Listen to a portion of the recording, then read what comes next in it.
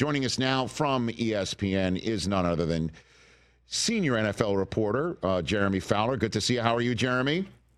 Hey, Rich. Thanks for having me, man. Appreciate it. Are you currently in the halls of Bristol? I am right now. I'm in the halls by the little coffee bar here. As soon as you walk into Studio X, so just got done with some Sports Center. Okay. Making time for my good friends over here. What's the name of the studio? What are we calling it? Studio what? What is it? I think it's Studio X. I think it's the main Sports Center studio now. I've been around. Right?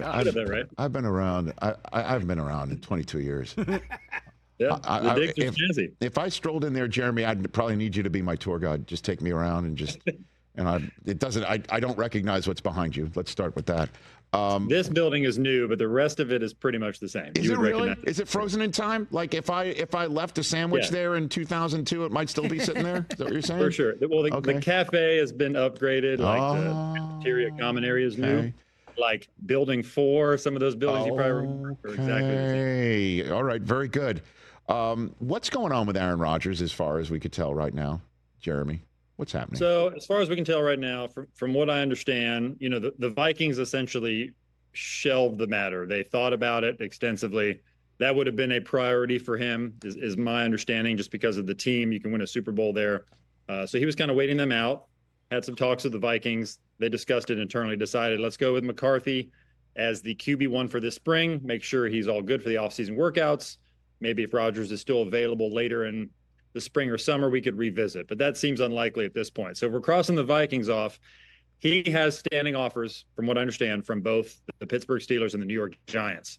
So no firm determination on where he's going yet. This is Rodgers' first foray into free agency in his 20-year career.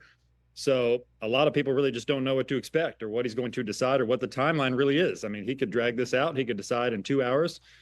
I can't pretend to know that answer right now.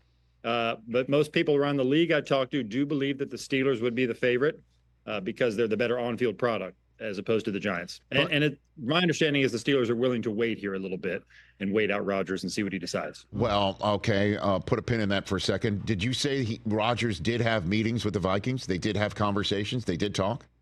Best you can tell? Well, I don't think it like a formal meeting. I think there was at least some dialogue there at some point. Okay. I don't know the nature, but I do know the Vikings internally discussed the matter and went from there. And my sense is the Vikings knew that there was some potential interest from Rodgers, certainly, in playing for Minnesota. Where it went beyond that or the nature of the talks, I don't know. Okay, so then what, based on your conversations or knowledge of the Vikings internals, what did they finally decide tip the scales in JJ McCarthy's favor here, Jeremy? Well, the line or the thinking I got, the messaging I got, even dating back to last week, was Rodgers is possible but unlikely. That was the feeling coming out of their free agent meetings last week. And ultimately, that's what became true is, the line I kept hearing was we're committed to JJ McCarthy's development. So because of that, they knew he's going to be their franchise quarterback. It just really depended on whether that would be now or 4 months from now or 12 months from now was kind of the conversation. So they were kicking that around. Do we need to play JJ and make him the guy in year 2? Do we absolutely need to do that? Or do we get somebody to step in here for a year? We have a ready-made roster. We're trying to win a Super Bowl. We can do that.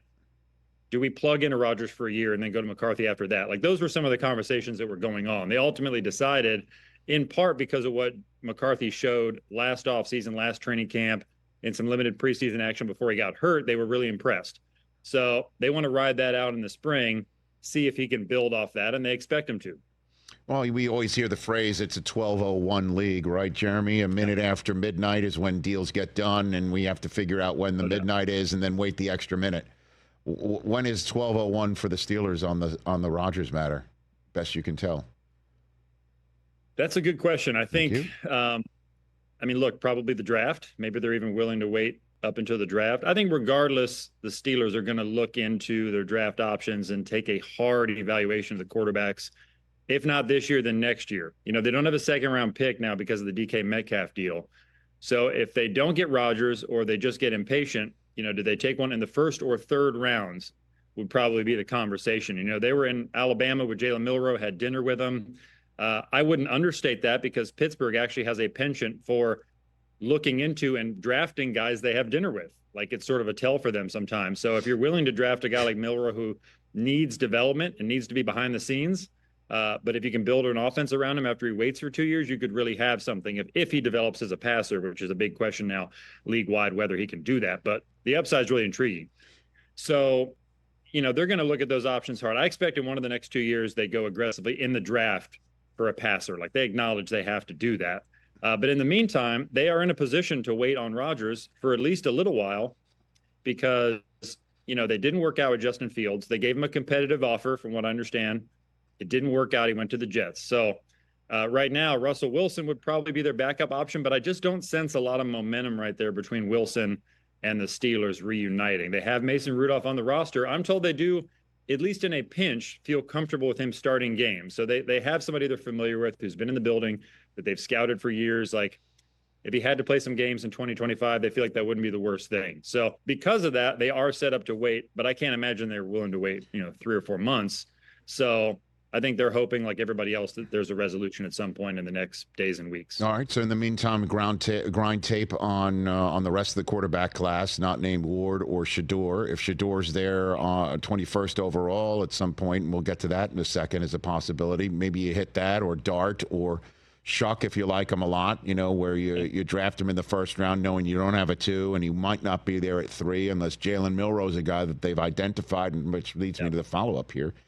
Who in the history of the Steelers dinner list did they draft? You got a list of me for that in your mental Rolodex here, Jeremy? Who is it? I'm trying to think of, like, T.J. Watt, okay, Artie Burns, a cornerback who's still in the league but didn't quite pan out as a first-round pick. But a lot of their first-round picks they did have dinner with, if I recall. I used to cover the team as a beat guy, like 2016 to 19, and every year they had dinner with the guy.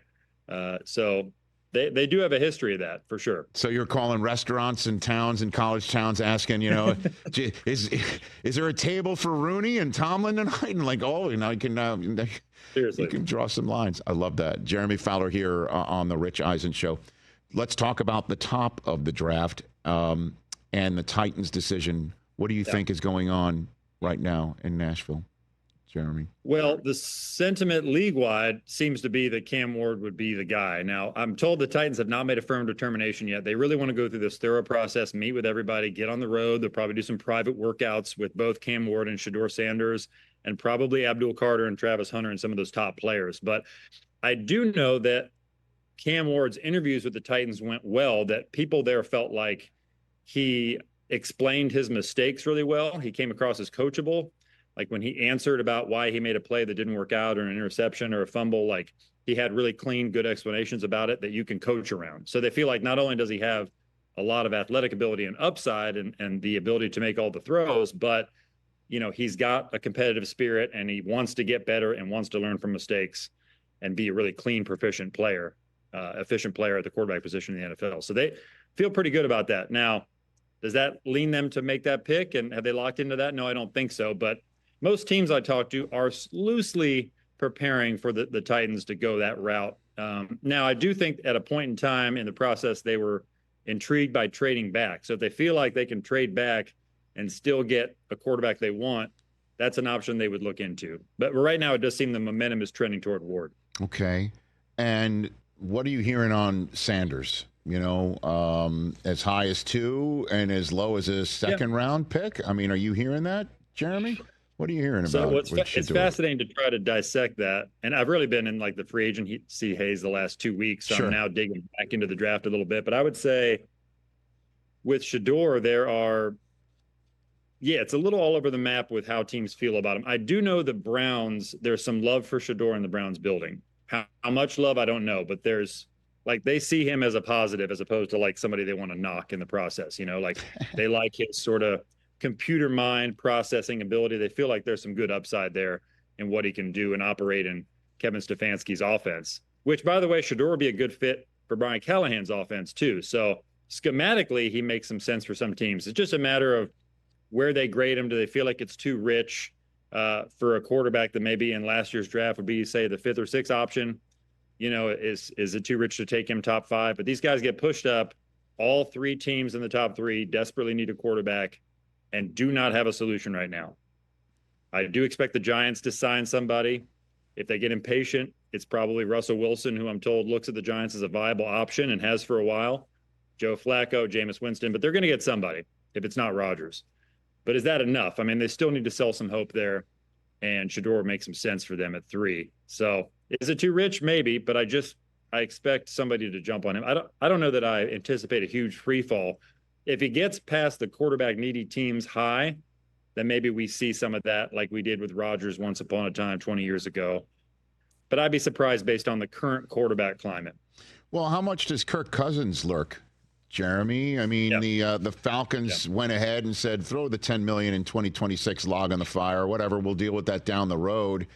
And, while Rodgers makes his decision, somebody might call up Terry Fontenot and offer a draft choice, depending on and the draft choice where it is depends on how much money Atlanta's willing to eat or something, right? Like that is possible, isn't it? Yes. Here? It's possible, but it's stagnant right now because no team is just going to tell Atlanta, hey, we'll cover $20 million of that contract. Sure. And we'll throw in a 5th-round pick. Like nobody's going to make that leap. And so if they're not making that leap, Atlanta's not motivated. Like the team source there told me, like, we've paid him. These are guaranteed monies. So we don't need to do anything right now. Maybe closer to the draft, this heats up, but they really are prepared to hold on to him until something crystallizes where they feel like they can get good value. Teams I talk to believe this is an ownership decision in Atlanta, that Arthur Blank just paid this guy now. It's going to be $100 million in guaranteed money for essentially 1 year of production and a benching.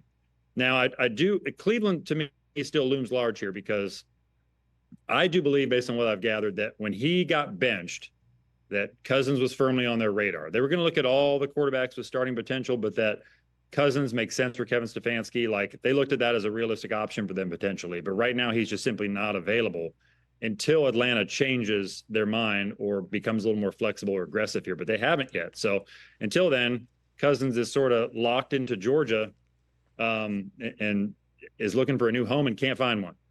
Okay, so then you said you've been in the free agent haze over the last 2 weeks. What's your take coming out of it, Jeremy? Just knowing all the moves that were made. Yeah. And the general headline coming out of it would be what, in your estimation? I mean, the money was crazy. Guys got overpaid. I mean, we see that every year, right? You say B players get A money in free agency, but there were, I mean, no offense to some of the guys that were out there, but you had like sort of middle of the road offensive tackles getting $20+ million a year. That's just the way it was. And the money came early. So like by Tuesday or Wednesday, free agency was kind of dead. I mean, a lot of the players had signed and some of the money had dried up. Usually it's like a 2-week run of some money being spent. Right now, it just hasn't been. So there were a lot of re-signs, like Kansas City was interesting to me, because they kept Nick Bolton, kept Trey Smith on the franchise tag. Like they were pretty aggressive in what they did. Signed Jalen Moore, who's like only started a few games at left tackle for San Francisco, is high upside, but a little inconsistent. Like Kansas City to me is saying, okay, we're not just going to run it back. We're going to sort of retool, find some new pieces. They get cornerback Christian Fulton, give him real money. Like they're trying some new things. They trade Joe Thuney. Like them to me were the Chiefs were the most interesting, and the Colts. I mean, Chris Ballard, every year we see him take accountability for his team. Like, hey, we didn't get it done, but then they're not overly aggressive every year. This year they went and got 2 really good defensive backs, Charvarius Ward, Cam Bynum, and they make the Daniel Jones signing happen. And I sense some relief there among some people in Indianapolis that they have more of a backdrop at quarterback if Anthony Richardson doesn't work out. Like they feel like they can make it work with Jones, and he very well might earn that job. That's brother. I was hearing that at the combine that they liked Jones as the guy to offer competition, and I'm just wondering if the words "offer competition" is a fig leaf, Jeremy. Like that if. Or a roadmap, let's say that, and that the roadmap is if they truly are going to put these guys out on a field in OTAs, training camp, and say, may the best quarterback win, that Daniel Jones is the week 1 starter in Indianapolis, Jeremy, unless some sort of Anthony Richardson fire has been lit. Right. I don't know. Right. And I am leaving room for that fire being lit. I talked to somebody in Richardson's camp at the combine about this whole dynamic, and I brought up Daniel Jones and some of the things I was hearing. And they said, Anthony doesn't care if they bring in Joe Montana. Like, he's going to go win that job. And maybe that's just talk, but I did find it interesting. Like, I think talking to some people there in Indy, they did feel like he was trending slightly up by the end of the year. He had regrouped a little bit, was playing a little better, but it's the inconsistent play with the durability where they're like, we have to get somebody and we have to spend a little bit of money. But they spent $14 million with some upside. Like, that tells you that the chances of him starting are not small. On a smaller scale, we saw it with the Raiders last year when they gave Gardner Minshew like $12 million. And he was competing with Aiden O'Connell. Some people in the building liked O'Connell better, but Minshew had been a financial commitment to them, so they went with him. So sometimes you see that happening. The money usually talks, and in this case, it talks a little bit. Did you follow up by asking, is this 1985 Joe Montana or 2025 Joe Montana? Did you follow up with which form? I didn't clarify. Okay. But yeah, Richardson would probably have a hard time being a Joe Montana right now. But what's funny is he's more talented, and he's one of the most talented guys in the league. I mean, he's got incredible ability. So they're not discounting that in Indy either. But there's a reason why Daniel Jones was brought there. I mean, that's a period. End of story. And just man, that's why we love this league, Jeremy. Say hi to everybody in the hallways there. I will, Rich. Appreciate you. Always. Thanks for saying hello. That's Jeremy Fowler at JFowler ESPN right here on the Rich Eisen Show. Catch the Rich Eisen Show live weekdays from 12 to 3 p.m. Eastern on Roku Sports Channel in the U.S.